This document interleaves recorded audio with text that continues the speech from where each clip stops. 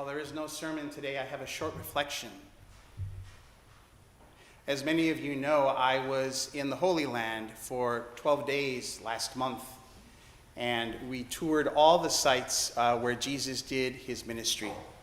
And of course, one of those sites was the Sea of Galilee in the northern part of Israel.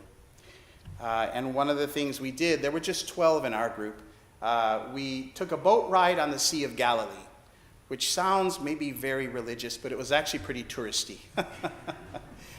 It's a boat that fits about 50 people. And so with the 12 of us, a bunch of other groups went on board, and they sold drinks and trinkets and etc. And we took a little ride for about 30 minutes on the sea. It was nice. But one of the things that they did, unbeknownst to any of us, was they knew which nations were on board the ship from like the registrations you had to do.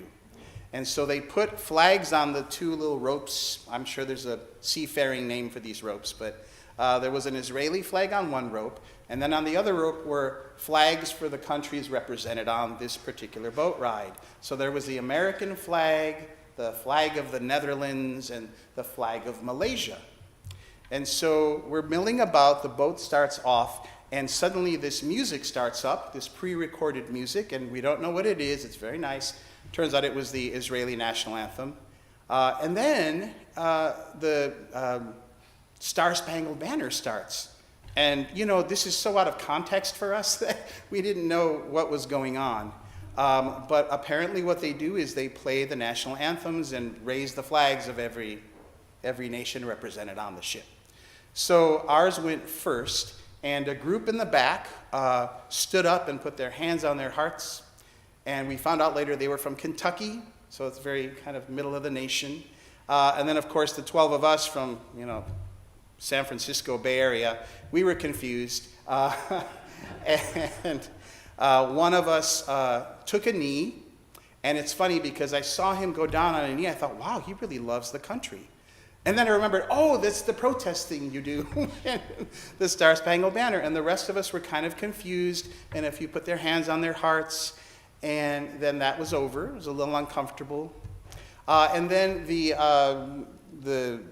anthem from the Netherlands came on. And the people I had been chatting with were from the Netherlands, and they just kept on chatting, drinking their drinks, nothing. There was no response whatsoever. And then the Malaysian national anthem started. And all the people from Malaysia stood up and started singing the song together. And it was this beautiful, lilty kind of pop music kind of song. And, I don't know what happens in Malaysia, what sort of politics they have. But it struck me almost like envy that they could do that so openly and easily. And I think it even struck some of my fellow pilgrims and even maybe some of the people from the Netherlands. And so we were touched because they were singing this song so freely. And when it was over, everybody clapped their hands.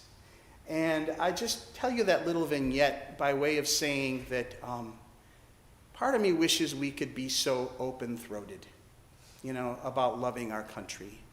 It's, I don't want to be like the Netherlands people and not saying it. Is that the Dutch? Are they called Dutch? I don't kind of want to be like the Dutch who don't sing anything and don't seem to care. I want to care.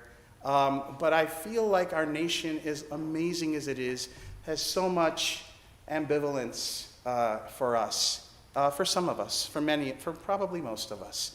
And so I looked at them with envy, these Malaysians, and thought, maybe someday.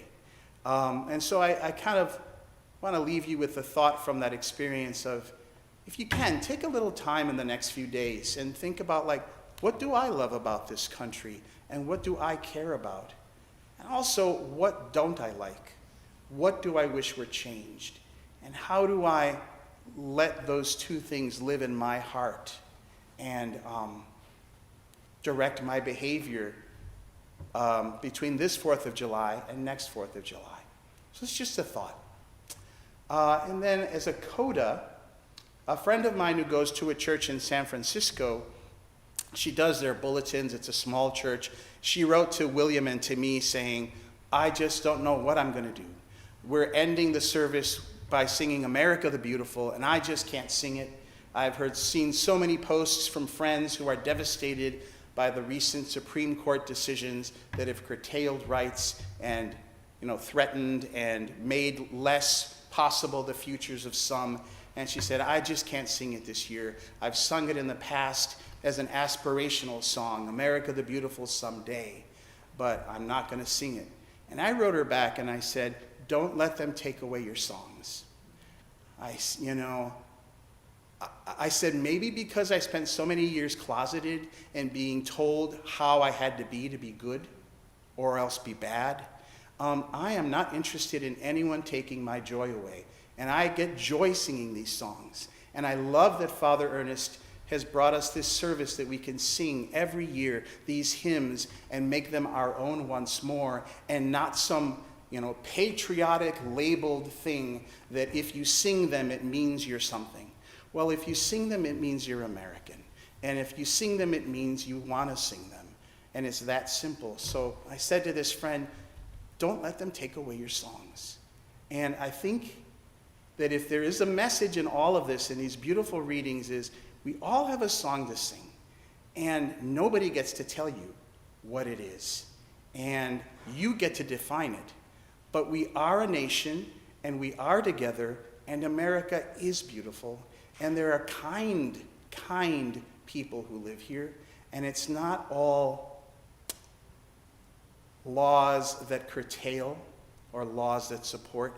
And so part of freedom is it's in the mix, And so this is what we live. So just those thoughts for you. Sing these songs without shame. And remember that you are part of the fabric that makes up this nation. God bless America.